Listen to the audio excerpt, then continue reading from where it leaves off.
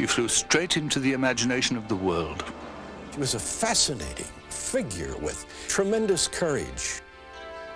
She vanished into an ocean of mystery. I do not believe that the whole story has been made known. Her life and her legend still inspires our present.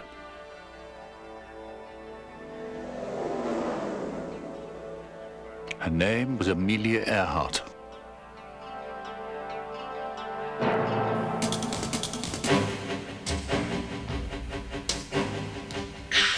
Beyond what is known lies an unexplored world of shadows and phantoms. A land that knows no limits of time or space.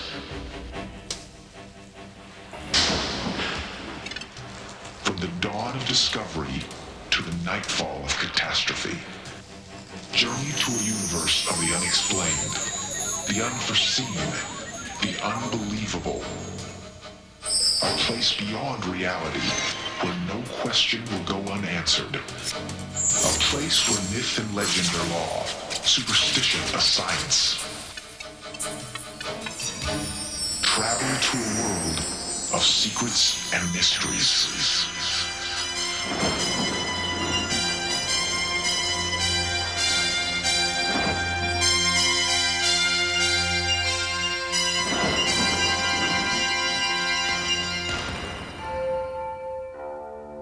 It's time for our journey to begin.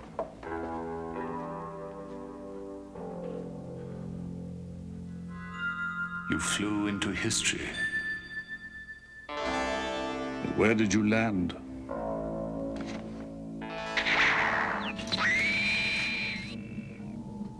Knowledge surrounds these library walls, and with these instruments, that knowledge can be ours.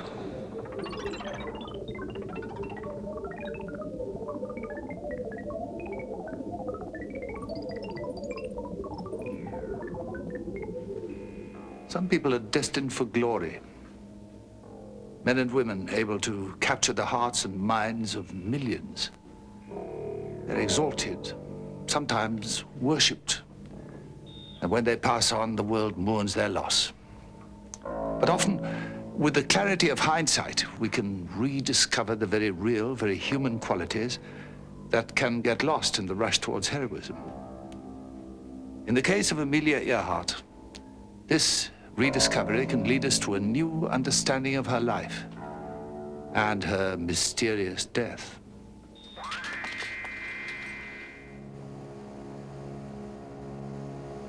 Dawn, July 3rd, 1937. Amelia Earhart and Fred Noonan, her navigator, were exhausted. They had been awake for over 20 hours, and the vibration and noise from the twin motors of their Lockheed Electra airplane had driven them to the end of their endurance. There was precious little room in the cockpit to stretch, and any sleep would have to wait until they reached their final destination. They watched the sun explode over the horizon and searched frantically for the small island that should have been right under them. Fuel and time were running out.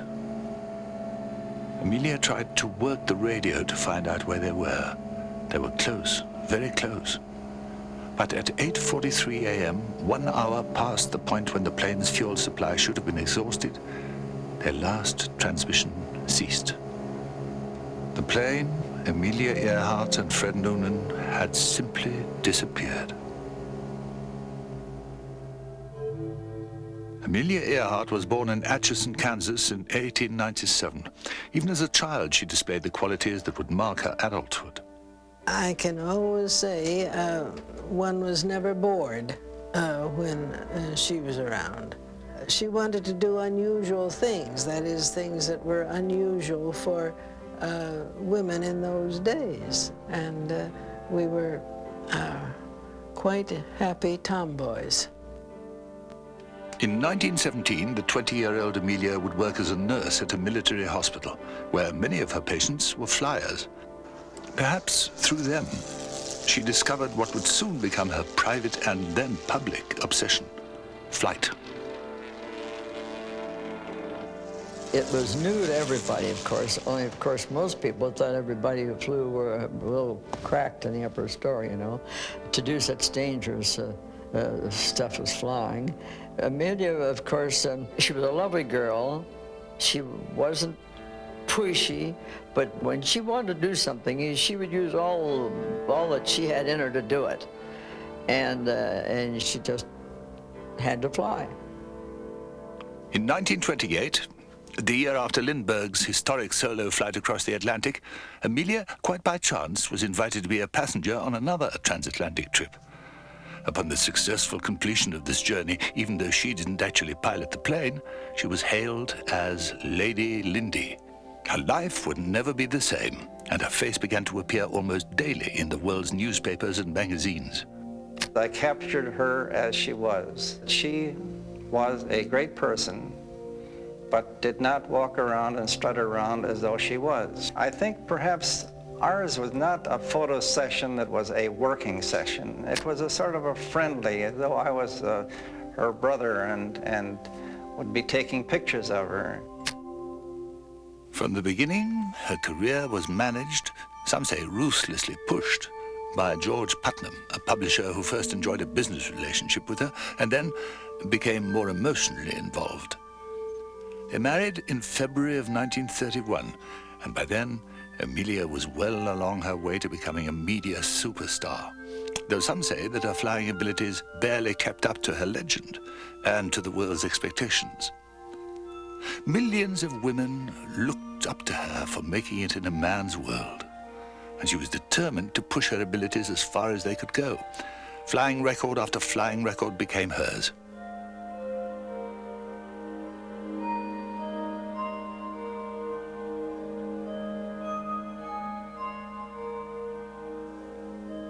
In early 1937, Amelia Earhart was ready for her ultimate achievement, an around-the-world flight. Despite her fantastic accomplishments, many people were concerned that this global flight was too ambitious. According to some flying friends, including stunt pilot Paul Mance, Amelia's navigation abilities were weak, and her knowledge of radio transmission weaker. But the flight posed an irresistible challenge.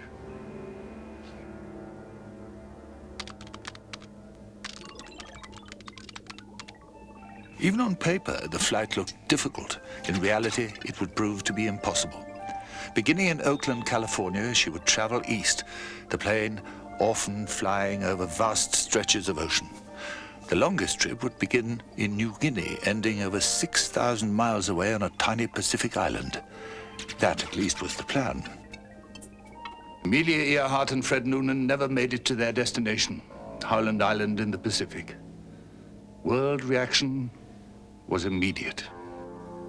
Within hours after their disappearance, President Roosevelt ordered a naval search of the area. The aircraft carrier Lexington and the battleship Colorado conducted a detailed sweep of the waters near Howland. They found nothing. Back in the United States, the media that had done so much to create her legend continued to generate speculation as to what had happened. 2 years later, in 1939, Amelia and her navigator were declared legally dead. Their story overshadowed by the oncoming Second World War. The Pacific that was her final resting place became a battleground, and it was not until after the war that the case was reopened, when startling information began to appear.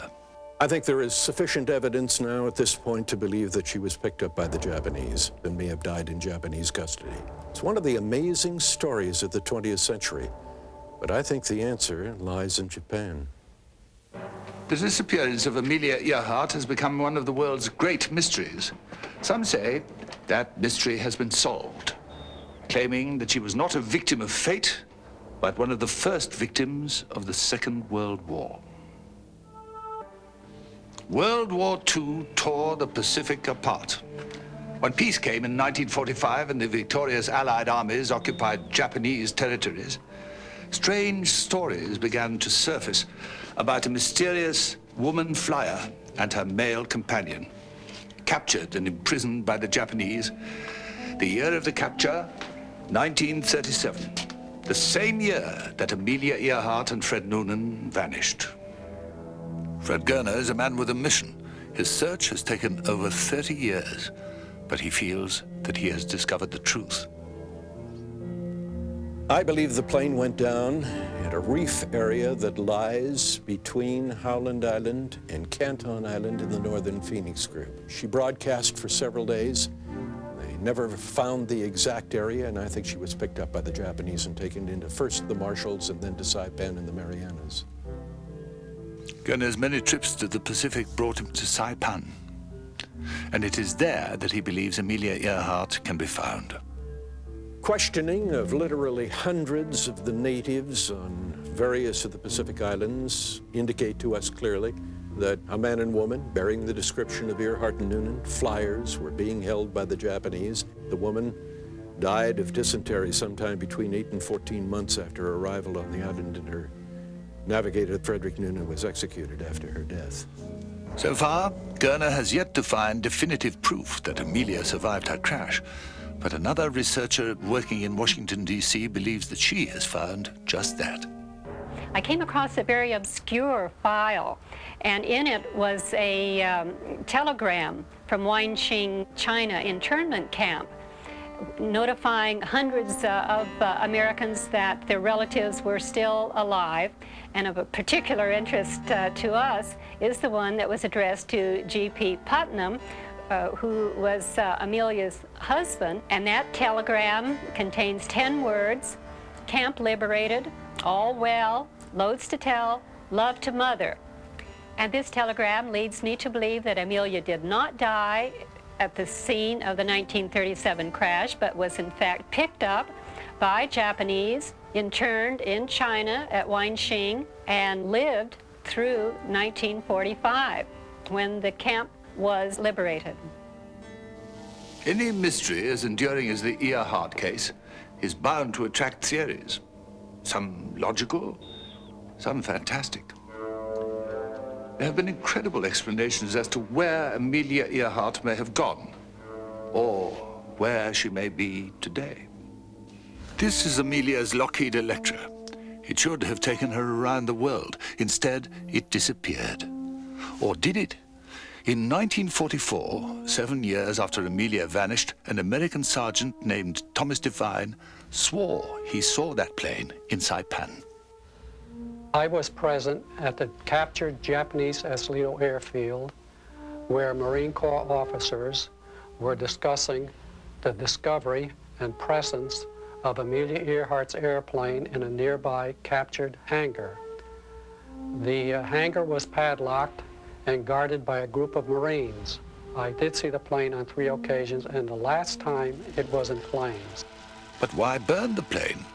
Devine believes that the U.S. government simply wanted to forget the incident, closing an embarrassing chapter in American-Japanese relations. It is my intention to go back to Saipan before my lifetime is expended to prove that the remains of Earhart and Noonan are still on Saipan. Aviatrix Anne Pellegrino, who duplicated Amelia's around-the-world flight, has an even more far-fetched theory as to where she can be found. I think there is a slight possibility that Amelia Earhart may still be alive. I believe that she agreed to do something for the government and blew the cover, and I think for that reason she was forever told that she could never come back as Amelia Earhart. Most researchers believe otherwise, and many feel that there is really only one place where Amelia can be found today. Based upon all her fuel and historical data that we have, logic says she went down. She's down at the bottom of the ocean. Many theories have appeared and will appear to explain what happened to Amelia Earhart. Some say she was steered wrong by reformed alcoholic Fred Noonan, who took 1 drink too many the night before departure. Others, that simple inexperience doomed the pair. But the truth remains obscure. Or is it? If what happened to Amelia Earhart and her navigator was an accident, it may be possible to trace their final moments. Using modern methods of accident investigation, perhaps this enduring mystery can be put to rest. Since that July morning in 1937, when Amelia Earhart and Fred Noonan vanished, the cause of their disappearance has spawned much speculation. But there's one man who believes there is no mystery. In fact, he feels that today her remains can still be found, 16,000 feet below the South Pacific.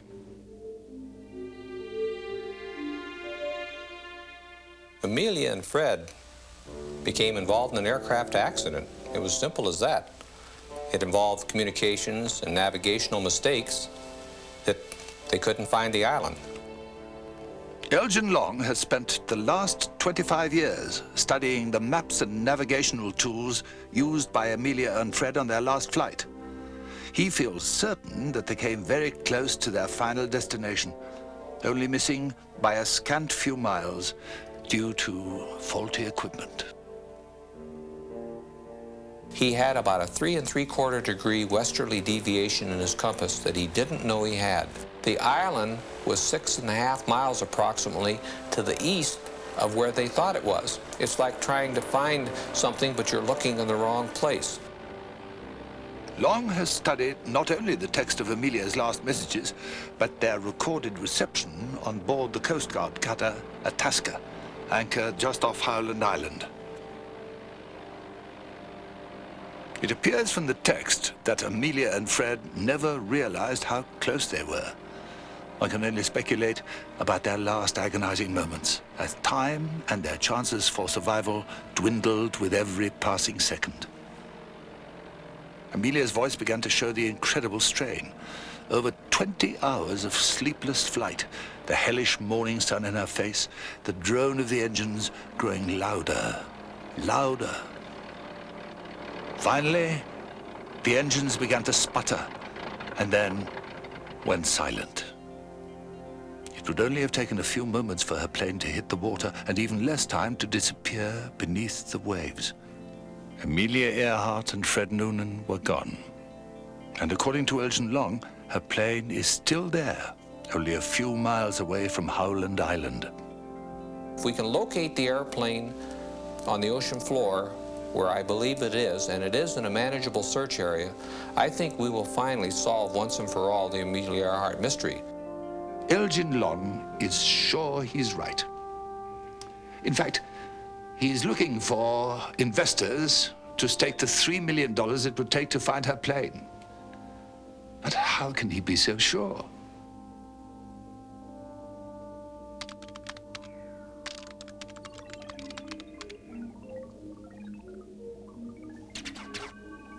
What Elgin Long has done is to use mathematics to cross-check Amelia's radio transmissions and their reception on board the Itasca as they increased in strength. Through these calculations, it is possible to triangulate Amelia's position as she approached her destination and as she flew right by. Still, radio signals can be deceiving, and as logical as this theory appears, the data still remains inconclusive.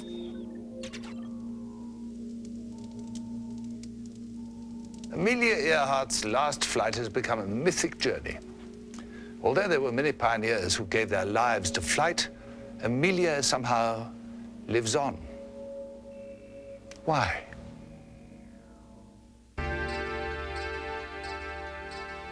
Amelia Earhart was more than a flyer. She was an inspiration. She believed that a woman should be allowed to do whatever she was capable of doing. And if that was going out and flying an airplane around the world, setting world's records, while her husband stayed at home and minded the business, that was okay. That's what she should be able to do. Millions of American women followed everything that she did. She was a fascinating figure with tremendous courage. It's not the mystery. That's not the important thing. The important thing is what she did with the time that she had.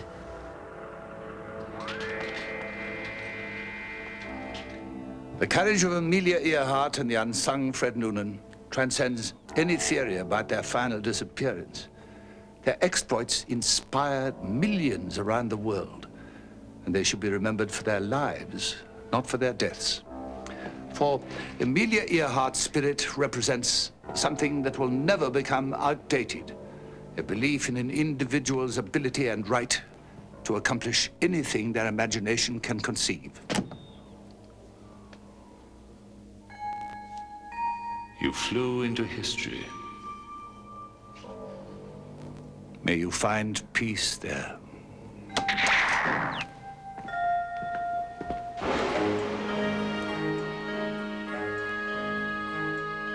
Secrets and Mysteries presents information based in part on theories and opinions.